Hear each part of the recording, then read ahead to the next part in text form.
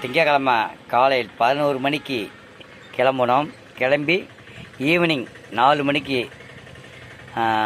ஈசா மையம் போனோம். ஈசா மையம் போயிட்டு ஈசா சிவனை நல்ல சிறப்பான ஒரு தரிசனம் சந்தித்து பார்த்துட்டு சாமி நல்லா தரிசனம் பண்ணிவிட்டு நீச்சல் குளம் எல்லாத்தையும் சேர்ந்துச்சு நல்லா குளிச்சுட்டு நல்லா ஜாலியாக போயிட்டு 6 மணிக்கு வெள்ளையங்கிரி போனோம். போயிட்டு அங்கே போன உடனே மூங்கி குச்சி வாங்கினேன். மூங்கி குச்சி வாங்கிட்டு அன்னதானம் சாப்பிட்டேன்.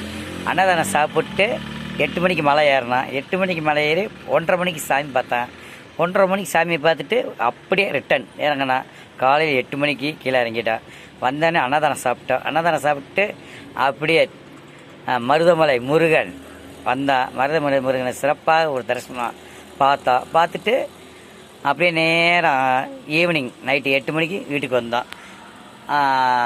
வெள்ளையங்கிரி ஆண்டவரின் சிறப்பான ஒரு தரிசனம். பரவாயில்ல, வருஷத்தை விட இந்த வருஷம் சிறப்பாக இருந்துச்சு. நல்ல ஒரு தரிசனம்.